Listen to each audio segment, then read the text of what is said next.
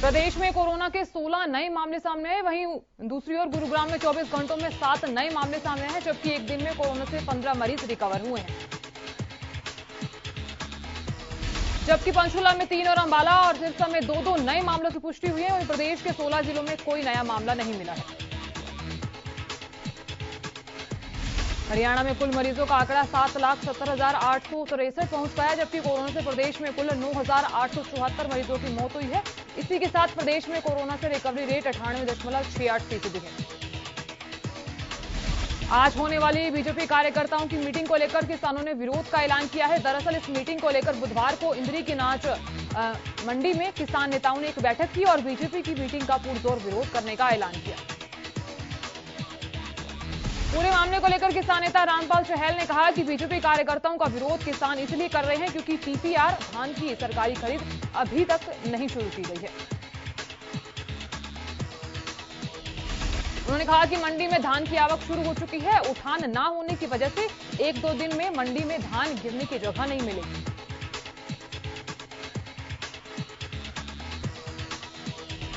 इंद्री के गांव जोरपुरा में बुधवार को महिला का अज्ञात बदमाशों ने अपहरण कर लिया। बता दें कि महिला अपने बाड़े में गोबर गैस में गोबर डालने के लिए गई थी और उस दौरान महिला का अपहरण कर लिया गया।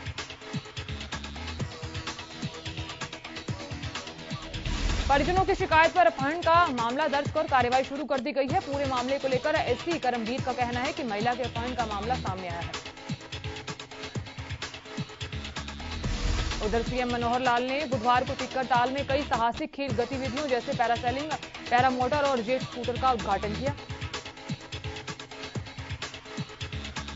इस औपचारिक उद्घाटन के साथ ही अब मोरनी हिल्स के टिक्कर में ये कई एरो और वाटर स्पोर्ट्स गतिविधियां व्यावसायिक रूप से संचालित हो गई। इन गतिविधियों के सफलतापूर्वक संचालन के लिए विभाग की ओर से स्थानीय युवाओं को इन गतिविधियों से संबंधित कौशल को विकसित करने के लिए आवश्यक प्रशिक्षण प्रदान किया जाएगा। इससे एक और जहां राज्य में पर्यटन के विकास के लिए हरियाणा सरकार के निरंतर प्रयासों को बढ़ावा मिलेगा, वहीं दूसरी तरफ युवाओं के लिए रोजगार के अवसर पैदा होंगे।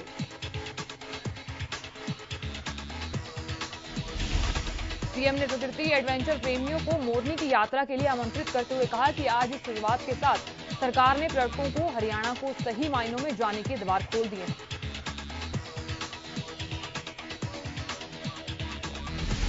उधर हरियाणा के मुख्यमंत्री मनोहर लाल ने पंचकुला के सेक्टर 1 स्थित होटल रेड बिशप में टूरिस्ट फैसिलिटेशन सेंटर की आधारशिला रखी। इस अवसर पर उन्होंने city tour bus services scenic tour packages को हरी झंडी दिखाकर रवाना किया। पंजाब में जारी घमासान के बीच नवजोत सिंह सिद्धू ने बुधवार को एक वीडियो संदेश जारी किया। दरअसल पंजाब कांग्रेस के प्रदेश अध्यक्ष पद से इस्तीफा देने के बाद नवजोत सिंह सिद्धू ने कहा कि वो अपने मुद्दों से समझौता नहीं कर सकते। हक और सच की लड़ाई को वो लड़ते रहेंगे। और वहीं सिद्धू ने कहा, मैं अपने हक सच की लड़ाई लड़ता रहूंगा और इसके लिए कोई समझौता नहीं है। सिद्धू बोले कि पंजाब के लोगों के लिए मैं किसी भी चीज की कुर्बानी नहीं दूंगा। दागी नेता दागी अफसरों की वापसी कर वहीं सिस्टम खड़ा नहीं किया जा सकता। और वहीं पंजाब में इन दिनों सियासी पारा हाई है। पहले कैप्टन अमरिंदर सिंह को हटाकर चरणजीत सिंह व चन्नी को सीएम बनाया गया। अब पंजाब सियासत के बड़े खिलाड़ी और प्रदेश अध्यक्ष नवजोत सिंह सिद्धू के इस्तीफे के बाद पंजाब की सियासत गरमा चुकी है। वहीं सिद्धू के इस्तीफे पर हरियाणा कांग्रेस के प्रदेश अध्यक्ष ने कहा कि इससे हरियाणा में कोई फर्क नहीं पड़ेगा। पंजाब और हरियाणा की राजनीति अलग है। हम यहां पूरी मेहनत से लोगों की आवाज उठा रहे हैं। हरियाणा में इसका कोई फर्क नहीं पड़ेगा। हालांकि सिद्धू के इस्तीफे पर कुमारी सैलजा ने कोई टिप्पणी नहीं की, लेकिन इतना जरूर कह दिया कि इससे हरियाणा में कोई फर्क नहीं पड़ेगा। उधर ऐलनाबाद उपचुनाव पर बीजेपी के प्रदेश अध्यक्ष ओम प्रकाश धनखड़ ने कहा, बीजेपी जेजेपी गठबंधन चुनाव के लिए पूरी तरह से तैयार है। वहीं उम्मीदवार के सवाल पर ओम प्रकाश धनखड़ ने कहा, हम जेजेपी के साथ बैठकर तय करेंगे किस पार्टी का उम्मीदवार ऐलनाबाद में उतारा जाए। किसान आंदोलन को लेकर ओपी धनखड़ ने कहा, अब ये सिर्फ राजनीतिक आंदोलन बनकर रह गया है। ओपी धनखड़ ने कहा, पंजाब ने किसान आंदोलन को हवा देने का काम किया, जिससे हरियाणा को आर्थिक हानि झेलनी पड़ी। हरियाणा कांग्रेस प्रदेश अध्यक्ष कुमारी सैलजा ने ऐलनाबाद उपचुनाव में कांग्रेस की जीत का दावा किया। वहीं उपचुनाव के बहाने उन्होंने अभय सिंह चौटाला पर भी निशाना साधा। इस दौरान सैलजा ने कहा, बीजेपी ने जनता से धोखा किया है, अब जनता इसका हिसाब लेगी। सैलजा ने कहा, कांग्रेस पूरे दमखम के साथ अपना प्रत्याशी मैदान में उतारेगी। वहीं ऐलनाबाद चुनाव में एचएलपी का वरिष्ठ उपाध्यक्ष गोविंद कांडा ने ताल ठोक दी है। उन्होंने बीजेपी की टिकट पर दावेदारी की। उन्होंने कहा, बीजेपी उन्हें टिकट देती है तो वो यहां से चुनाव जरूर लड़ेंगे और जीतेंगे। ऐलनाबाद विधानसभा के उपचुनाव की घोषणा हो गई है। कोविड के चलते इन चुनावों में जारी गाइडलाइन के तहत राजनीतिक पार्टियां इस बार रोड शो नहीं निकाल पाएंगी। वहीं इस पर पूरी तरह से प्रतिबंध रहेगा। चुनाव आयोग की ओर से जारी आदेशों के अनुसार उपचुनाव के लिए मतदान 30 अक्टूबर को होगा और चुनाव का परिणाम 2 नवंबर को घोषित किया जाएगा। चुनाव की घोषणा के साथ ही जिले में तत्काल प्रभाव से आदर्श आचार संहिता लागू हो गई है। राज्यसभा सांसद दीपेंद्र सिंह हुड्डा ने बहादुरगढ़ में शहीद भगत सिंह की प्रतिमा पर पुष्पांजलि भेंट कर नमन किया। इस मौके पर उन्होंने कहा, शहीद भगत सिंह की सोच अमर है, हम भगत सिंह की जलाई जोत को कभी बुझने नहीं देंगे। वहीं किसान आंदोलन पर बोलते हुए उन्होंने कहा कि किसान और सरकार दोनों पक्षों को बिना शर्त की बातचीत करनी चाहिए। सांसद ने कहा, बिना शर्त की बातचीत से ही आंदोलन का समाधान निकलेगा।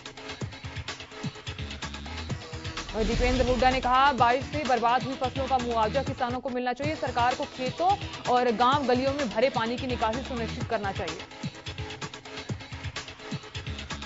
गृह मंत्री अनिल विज सांस की तकलीफ के चलते दिल्ली स्थित एम्स में भर्ती करवाए गए हैं। फिलहाल अनिल विज डॉक्टरों की निगरानी में है। हरियाणा के शिक्षा मंत्री कंवरपाल गुर्जर ने डेंगू की चपेट में आ गए हैं। आपको बता दें, चंडीगढ़ के निजी अस्पताल में उन्हें भर्ती करवाया गया है। यमुनानगर के विधायक घनश्याम दास अरोड़ा, सीएमओ डॉक्टर विजय दहिया ने अस्पताल जाकर मंत्री का हालचाल पूछा। विधायक घनश्याम दास अरोड़ा और सीएमओ डॉक्टर विजय दहिया ने बताया कि मंत्री जी की पिछले कुछ दिनों से तबीयत खराब है और तब तक उनका डेंगू टेस्ट करवाया तो उनका पॉजिटिव आया। उनके प्लेटलेट्स डाउन आ रहे थे, जिस पर उन्हें फोर्टिस अस्पताल में भर्ती करवाया गया। गुलाबी सिंडी से खराब हुई फसलों के मुआवजे की मांग को लेकर किसानों ने सिरसा के लघु सचिवालय के बाहर प्रदर्शन किया। सैकड़ों की संख्या में किसान ट्रैक्टर लेकर पहुंचे थे। पुलिस ने किसानों को रोकने का प्रयास किया, लेकिन किसानों ने लघु सचिवालय के मेन गेट को धक्का मारकर लघु सचिवालय में किसान घुस गए और डीसी कार्यालय के बाहर ही कुछ देर के लिए धरना दे दिया। किसानों के विरोध प्रदर्शन को देखते हुए लघु सचिवालय में पुलिस दलबल मौजूद था। किसानों ने लघु सचिवालय में डीसी को अपनी मांगों के प्रति ज्ञापन सौंपा और मुआवजे की मांग की। किसानों ने हरियाणा सरकार से 50,000 रुपए प्रति क्विंटल मुआवजा देने की मांग की है। उधर फरीदाबाद में डेंगू के मामले लगातार बढ़ते जा रहे हैं। सीएमओ ने लोगों से एहतियात बरतने की अपील की है। सिविल अस्पताल के सीएमओ डॉक्टर विनय गुप्ता ने कहा, लोग वायरल फीवर को देखकर घबराएं नहीं, बल्कि इसकी जांच करवाएं। अगर प्लेटलेट्स 1 लाख से कम आती है उसको सस्पेक्टेड डेंगू का मरीज माना जाएगा। वहीं जिले में अब तक 104 मरीज डेंगू के मिले हैं, जिनमें से 3 मरीज सरकारी अस्पताल में भर्ती हैं और लगभग 15 मरीज प्राइवेट अस्पतालों में एडमिट हैं, जिनका इलाज चल रहा है। भवानीखेड़ा तहसील परिसर में लगभग 1 सप्ताह से इंटरनेट सेवाएं ठप हैं, जिसके कारण ग्रामीणों का जरूरी कागजात कार्य अधर में अटका हुआ है। कर्मचारी भी परेशान हैं। वहीं स्कूली छात्रों को भी तहसील परिसर के बार-बार चक्कर काटने पड़ रहे हैं, लेकिन समस्या की ओर प्रशासनिक अधिकारियों का कोई ध्यान नहीं है। ग्रामीणों का यह कहना है कि वह 3-4 दिन से तहसील परिसर में अपने जरूरी कागजी कामकाज के लिए बार-बार चक्कर काट रहे हैं, लेकिन उन्हें समय पर कभी तहसील परिसर अधिकारी नहीं मिलते तो इंटरनेट सेवाएं ठप होने जैसी समस्या का सामना करना पड़ रहा है। उधर देश में आजादी की 75वीं वर्षगांठ पर देश की पैरामिलिट्री फोर्स आजादी का अमृत महोत्सव मना रही है। इसी कड़ी में आईटीबीपी के जवान रोहतक के मानसरोवर पार्क में पहुंचे। शहीद स्थल पर शहीदों को श्रद्धांजलि दी। आपको बता दें, ये यात्रा 27 अगस्त से शुरू हुई थी। पंजाब, हरियाणा और दिल्ली होते हुए 31 अक्टूबर को गुजरात के केवड़िया सरदार वल्लभ भाई पटेल की प्रतिमा पर फूल अर्पित कर समाप्त की जाएगी। देश पैरामिलिट्री फोर्स के जवान साइकिल यात्रा निकालकर देश के अलग अलग हिस्सों में जाकर युवाओं को प्रेरित कर रहे हैं। इसके साथ ही हर इलाके में यात्रा के दौरान देश के लिए बलिदान देने वाले सभी महान शहीदों को याद कर रहे हैं। उधर महम के भैणी महाराजपुर गांव में ट्रक द्वारा बैलगाड़ी को टक्कर मारने का मामला सामने है। बताया जा रहा है कि ट्रक द्वारा बैलगाड़ी को लगभग 1 किलोमीटर तक घसीटा गया, जिसके चलते बैलगाड़ी चालक को गंभीर चोटें आई हैं। इसको उपचार के लिए महम सामान्य अस्पताल में भर्ती करवाया गया है। वहीं घटना की सूचना मिलने के बाद ग्रामीणों ने हिसार दिल्ली मार्ग पर जाम लगा दिया, जिसके चलते सड़क पर वाहनों की लंबी लाइन लग गई। वहीं जाम की सूचना मिलने के बाद महम एसएचओ शमशेर सिंह और बीडीओ राजकुमार शर्मा मौके पर पहुंचे और ग्रामीणों को समझाने का प्रयास किया, लेकिन ग्रामीण नहीं माने। उधर ग्रामीणों ने बताया, हर हफ्ते गांव में स्पीड ब्रेकर न होने के कारण हादसे हो रही है और कई मौतें भी हो चुकी हैं, लेकिन इसके बाद भी समस्या का समाधान नहीं हो रहा। वहीं महम एसडीएम प्रदीप अहलावत के आश्वासन के बाद ग्रामीणों ने जाम खोला। वहीं मजदूरों की मजदूरी कटौती मामले में विवाद दिन प्रतिदिन बढ़ता जा रहा है। इस कड़ी में बुधवार को सिरसा में मजदूर मार्केट कमेटी के गेट के बाहर एकत्रित हुए और रोड जाम की शक्ल में घेराबंदी कर बैठ गए, जिसके कारण आने जाने वाले वाहनों को दिक्कत हुई। इस बीच मजदूर नेताओं ने अनिश्चितकालीन हड़ताल का ऐलान कर दिया था और सरकार के खिलाफ जमकर नारेबाजी शुरू कर दी। मजदूरों को दो टूक शब्दों में कहा कि जब तक सरकार अपना निर्णय वापस नहीं लेती, हड़ताल यूं ही जारी रहेगी। उधर राई के गांव अकबरपुर बरोटा में कई दिनों से बारिश का पानी जमा है। निकासी व्यवस्था नहीं होने से न केवल ग्रामीणों की फसल का नुकसान हो रहा है, बल्कि रेलवे लाइन को भी खतरा बना हुआ है। ट्रक के ठीक नीचे पानी जमा रहने से किसी भी समय रेलवे लाइन दरक सकती है। गांव के लोगों ने बताया, रेलवे लाइन के पास लगातार पानी जमा रहने से ग्रामीणों की समस्या बढ़ गई है। रेलवे कर्मी केवल खाना पूर्ति कर चले जाते हैं, लेकिन पानी निकासी का कोई प्रबंध नहीं किया गया।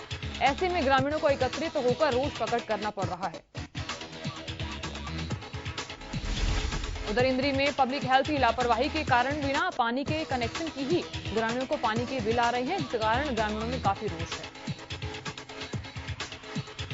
उधर ग्रामीणों ने कहा कि उन्होंने काफी समय से पानी का कनेक्शन हटवाया हुआ है, लेकिन इसके बाद बताया कि इस बारे में पब्लिक हेल्थ के अधिकारियों को लिखित में शिकायत भी दी गई है, लेकिन इसके बावजूद भी दोबारा से पानी के बिल दिए जा रहे हैं।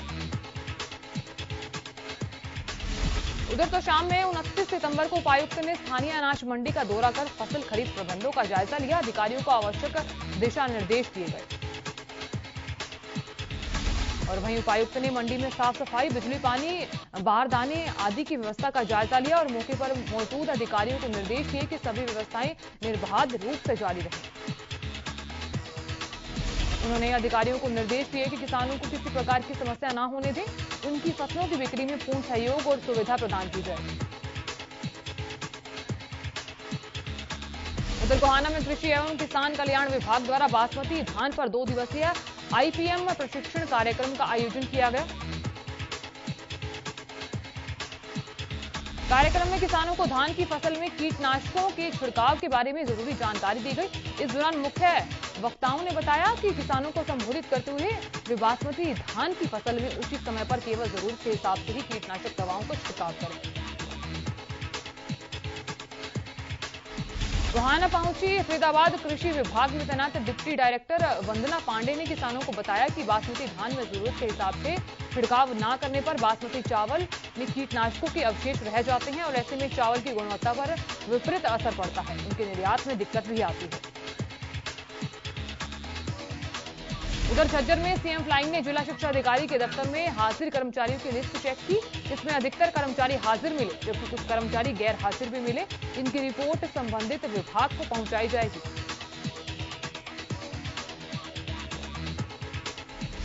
वहीं सीएम फ्लाइंग अधिकारी ने बताया, ये रूटीन की चेकिंग थी, जिसमें जिला शिक्षा अधिकारी, जिला मौलिक शिक्षा अधिकारी और जिला कल्याण अधिकारी के सभी ऑफिसों में चेकिंग की गई है। वही रिपोर्ट मुख्यालय में भेजी जाएगी। झज्जर के राजकीय विद्यालय में 5वां जिला स्तरीय सांस्कृतिक महोत्सव मनाया गया, जिसमें 9वीं से 12वीं कक्षा तक के बच्चों ने हिस्सा लिया। कार्यक्रम में झज्जर के उपायुक्त श्यामलाल पूनिया ने बतौर मुख्य अतिथि शिरकत की।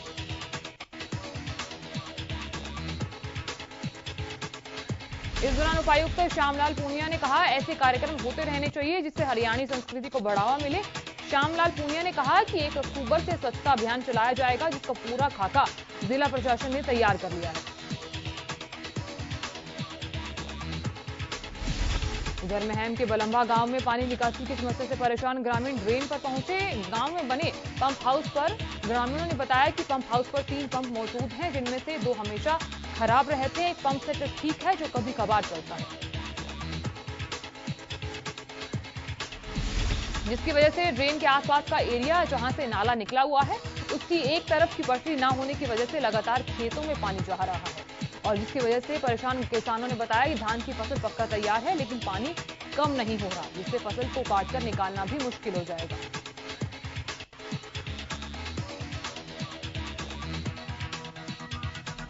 उधर फरीदाबाद में पुलिस ने आम लोगों से अपील की है कि किसी भी तरह की दुर्घटना में घायल हुए व्यक्ति को तुरंत अस्पताल पहुंचाया जाए। इसके साथ ही पुलिस ने दुर्घटना पीड़ित को अस्पताल पहुंचाने वाले व्यक्ति के लिए इनाम देने की बात भी कही है। उधर फरीदाबाद पुलिस के प्रवक्ता ने बताया कि सड़क दुर्घटना की जानकारी देने पर भी व्यक्ति विशेष से कोई पूछताछ नहीं की जाएगी, बल्कि उसे उचित इनाम दिया जाएगा और सराहा जाएगा।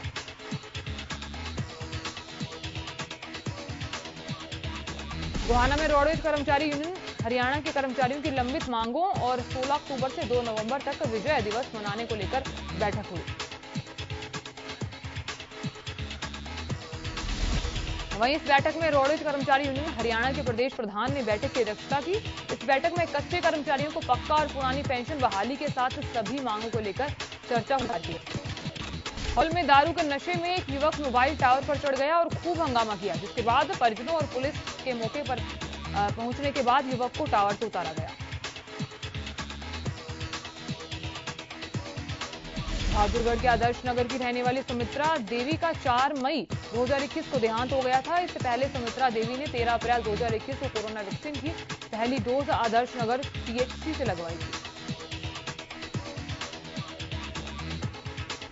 लेकिन उनकी मौत को करीबन 4 महीने बीत जाने के बाद 27 अगस्त को सुमित्रा देवी के परिजनों को दूसरी डोज लगने का मैसेज आया और सर्टिफिकेट भी डाउनलोड हो गया। उधर मैसेज देखकर परिजन दंग रह गए। उन्हें इस बात का डर है कि उन्हें इस तरीके से आधार कार्ड का गलत इस्तेमाल किया गया है, और मृतका के बेटे योगेश ने स्वास्थ्य विभाग पर लापरवाही के आरोप लगाते हुए जांच की मांग की है। सोनीपत जिले के गांव पिपली में 11वीं क्लास के 2 छात्र गुटों के बीच बेंच पर बैठने को लेकर झगड़ा हो गया, जिसके बाद स्कूल के बाहर 2 सगे भाइयों पर चाकू से हमला किया गया।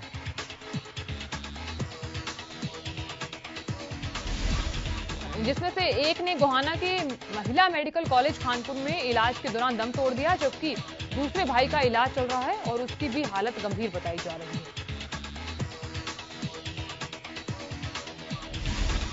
उधर पुलिस ने जयदीप सहित 4 के खिलाफ हत्या और हत्या के प्रयास का मामला दर्ज कर लिया है, और पुलिस ने मृतक का पोस्टमार्टम करवाकर उसका शव परिजनों को सौंप दिया है। गोहाना में एक बार फिर तेज रफ्तार का कहर देखने को मिला। दरअसल गोहाना के खानपुर रोड पर गांव गामड़ी के पास 2 बाइकों में आमने सामने की टक्कर हो गई। टक्कर इतनी जबरदस्त थी कि एक बाइक सवार युवक की मौके पर ही मौत हो गई, जबकि इसमें से 2 युवक घायल हो गए। दोनों युवक को इलाज के लिए मेडिकल में दाखिल करवाया गया। वहीं घटना की सूचना मिलते ही पुलिस ने मौके पर पहुंचकर शव को अपने कब्जे में लिया और पोस्टमार्टम के लिए भेज दिया।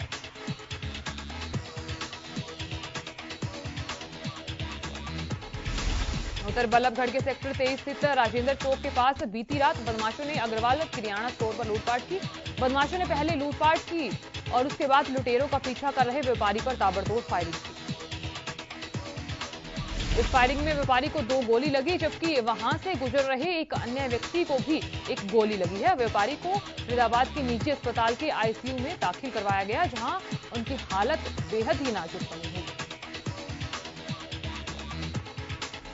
उधर हिसार में नकली अधिकारी बनकर तलाशी लेने के दौरान सोना व्यापारी से लगभग 1 किलो सोना चुराए जाने के मामले में हिसार सीआईए टीम को बड़ी सफलता हाथ लगी है। दरअसल पुलिस ने इस मामले से जुड़े 2 आरोपियों को गिरफ्तार कर लिया है। वहीं इस पूरी वारदात में कुल 7 लोगों के शामिल होने की बात पुलिस की तरफ से कही जा रही है। पुलिस आरोपियों को अदालत में पेश कर रिमांड पर लेगी, ताकि सोना बरामद किया जा सके और आरोपियों के अन्य साथियों को गिरफ्तार किया जा सके। जिला पुलिस के अनुसार देश भर में की गई सभी वारदातों के लिए एक ही स्थान पर आरोपियों के ट्रायल की मांग की जाएगी, ताकि आरोपियों को सख्त से सख्त उचित कानूनी दंड दिया जा सके। गोहाना के बरोदा थाना में आने वाले गांव कथूरा में एक कलयुगी मां ने अपने नवजात बच्चे को कपड़े में लपेटकर खेतों में फेंक दिया, जिसके बाद एक व्यक्ति ने बच्चे की रोने की आवाज सुनी तो वह उसके पास गया। उसने कपड़ा उठाकर देखा तो कपड़े में एक नवजात बच्चा कपड़ों में लिपटा हुआ मिला। उस व्यक्ति ने तुरंत उस बच्चे को उठाया और गांव में ले गया,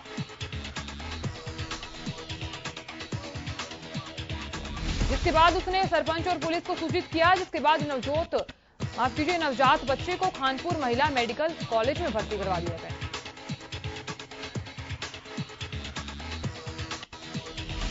इधर पलवल के नेशनल हाईवे 19 स्थित गांव औरंगाबाद में एक ही परिवार के 3 बच्चों सहित 5 लोगों की मौत हो गई है। बताया जा रहा है कि पारिवारिक कलह के चलते घर के मुखिया नरेश कुमार ने अपनी पत्नी, 2 बच्चों और एक भतीजी की हत्या कर दी और खुद फंदा लगा लिया। वहीं पुलिस के मुताबिक अभी तक यही सामने आया है कि पारिवारिक कलह के चलते बच्चों और पत्नी को जहर देकर या गला घोंटकर मार दिया गया। पुलिस को नरेश का शव फंदे से लटका हुआ मिला और पुलिस मामले की गहनता से जांच कर रही है। पुलिस ने सभी के शवों को पोस्टमार्टम के लिए अस्पताल में भिजवा दिया है।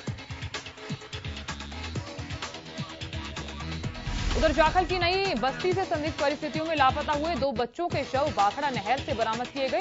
मृतक के परिजनों ने पुलिस पर लापरवाही का आरोप लगाते हुए जाखल थाने का घेराव कर प्रदर्शन किया। वहीं परिजनों का यह कहना है कि रविवार को उनके बच्चे लापता हो गए थे, जिसकी सूचना पुलिस को दी गई, लेकिन पुलिस ने ढूंढमूल तरीके से कार्रवाई की, जिसके चलते यह हादसा हुआ है। परिजनों ने बताया, दोनों बच्चों की हत्या करने के बाद शवों को नहर में फेंक दिया गया। वहीं प्रदर्शन की सूचना मिलने के बाद डीएसपी बीरम सिंह मौके पर पहुंचे और परिजनों को मामले में कार्रवाई का आश्वासन दिया। उधर पलवल में होटल थाना इलाके के एक नर्सिंग होम में डिलीवरी के दौरान महिला की मौत होने के बाद परिजनों ने जमकर हंगामा किया। महिला की मौत का आरोप अस्पताल के डॉक्टर और नर्स पर लगाया गया। उधर मृतक महिला के परिजनों ने रात के समय ही महिला के शव को थाने के सामने रखकर हंगामा किया, जिसके बाद पुलिस ने महिला के परिजनों की शिकायत पर नर्सिंग होम के डॉक्टर और नर्स के खिलाफ लापरवाही का मामला दर्ज कर लिया। वहीं महिला के शव को पोस्टमार्टम के लिए भेजकर उसके बाद मामले की जांच शुरू कर दी गई। वहीं मामला दर्ज होने की सूचना के बाद अस्पताल के डॉक्टर वहां से फरार हैं।